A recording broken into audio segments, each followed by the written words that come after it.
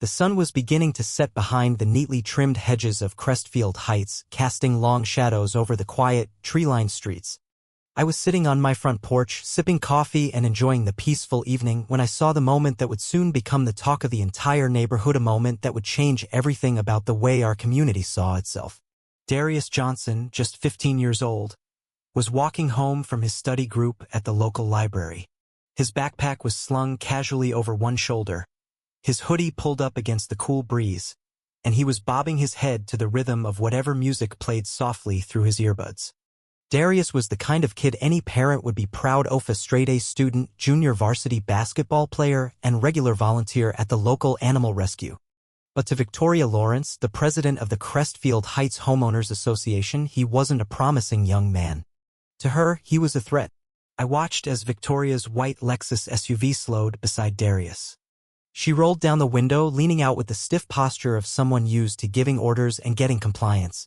Even from my porch, I could tell from her body language that she wasn't simply being neighborly. Darius stopped, pulling out one of his earbuds. I saw the shift in his shoulders, the immediate transformation from relaxed teenager to cautious young black man. It was a heartbreaking sight, familiar to too many young black boys across America. Victoria stepped out of her car, clutching her designer handbag close like she was downtown in the middle of the night, not standing in the middle of our safe suburban enclave. "Excuse me, young man," she called out, her voice sharp enough to slice the still air. "Do you have a reason to be in this neighborhood?" I couldn't hear Darius's response, but I saw him gesture calmly toward the row of homes across from the park, the area where several new families, including his, had recently moved. "I'm going to need more than that," Victoria said louder now, her words laced with condescension. "This is a private community, and I don't recognize you. I know everyone who lives here." Something in my gut told me to stand up. I set down my coffee, my nursing instincts kicking in, the same ones that had taught me how to recognize when a situation was about to turn dangerous. By the time I reached them, Victoria had her phone out, her thumb hovering over the screen as if ready to pull the trigger.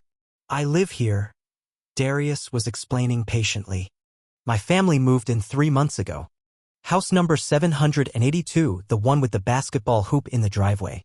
"No, you don't," Victoria snapped, her voice unwavering. "I'm the HOA president. I know every resident. If you don't leave, I'll have to call the police." "Ma'am, please," Darius said, his voice cracking on the word please, the only sign of the fear he was working so hard to suppress. "I'm just trying to walk home. You can follow me there if you want." "This isn't up for debate," she barked, lifting the phone higher like a badge of power. "I'm calling the police." Darius, smart and heartbreakingly prepared, pulled out his own phone and calmly activated the camera. "I'm recording this," he said. "And I'm calling my father." Victoria let out a short laugh, dismissive and cold. "Go ahead. Call whoever you want. I'm still calling the cops." That's when I couldn't stay silent any longer. "Victoria," I called out, approaching them, my pulse racing with anger. "What's going on here?" Her eyes lit up briefly when she saw a mean other white neighbor, someone she assumed would back her up. "Claire, thank goodness. This young man claims he lives here, but I've never seen him before. He's refusing to leave, and I'm about to call the police." Darius stood perfectly still, his hands visible, his phone still recording, the other hand holding the call open to his father. His calm, rehearsed responses made my heart ache. I knew, like too many of us know, what conversations had taken place in that boy's home. "Stay calm, don't make sudden moves, record everything." "Victoria," I said sharply, "he told you exactly where he lives.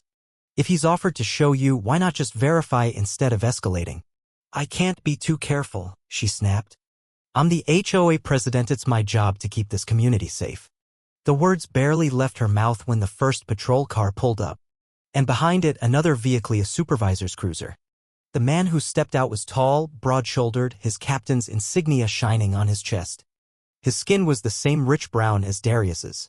Captain Isaiah Johnson, Darius's father. "Darius," he called, his voice deep, calm, but carrying unmistakable authority. "Are you all right, son?" Victoria's face drained of color so fast I half expected her to faint. She stumbled over her words, eyes wide as she realized who she had just called the police on. "Dad," Darius's voice cracked, relief rushing out in one breath. "She stopped me on my way home. Said I didn't live here. She's calling the police."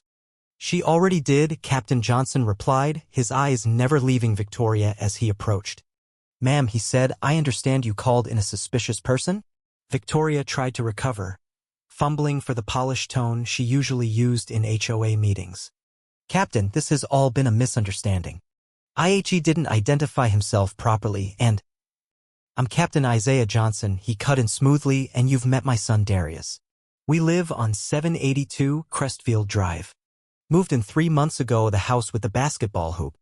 The first officer, recognizing his superior, stiffened. Captain, I didn't realize. But she did, the captain said quietly, gesturing toward Victoria. Darius held up his phone, still recording. From the moment she stopped me, he confirmed. Neighbors had gathered now, drawn by the sight of the patrol cars. Stories began bubbling up from the crowd, stories about Victoria questioning other residents of color, following visitors, making concerned calls. One by one, people began to speak out. Mrs. Patel shared how Victoria had once questioned her teenage son about what he was doing here. Mr. Martinez recalled how Victoria had demanded identification from his niece, asking if she worked for one of the families here. Even sweet Mr. Carter, who'd lived here since the neighborhood was built, spoke up. She followed my grandson around last summer when he came to visit, he said, his voice trembling with age and anger. The air thickened with tension, the weight of years of small indignities finally voiced.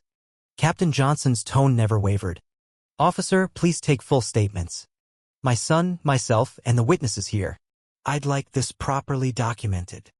Victoria's voice rose again, defensive, frantic. Wait, a report? That's unnecessary. This was just a misunderstanding. I'm doing my job as HOA president. But no one was buying it anymore. Then Darius did something remarkable. Stepping forward, he spoke directly to Victoria, his voice clear and steady. Mrs. Lawrence, he said, you thought you were protecting this community. But this is my home too. And you didn't see a student walking home, you saw a threat. I knew exactly what to do when you stopped me, because my parents have had to teach me how to survive moments like this. No kid should need to know that. No parent should have to teach it. The crowd fell silent. Darius looked at the neighbors, then back at Victoria. I don't want you punished. I want you to understand. To think before you act. Because next time it might not be a cop's kid. And it might not end this peacefully. The days that followed saw the biggest turnout in the history of Crestfield Heights at the emergency HOA meeting. Victoria was voted out as president. A new board was elected. One that prioritized inclusion and real safety, not suspicion. Darius and his family didn't move away. They stayed. And so did the lesson they taught us all, that real safety comes from knowing your neighbors, not profiling them. From believing someone when they say, I belong here. Because they do.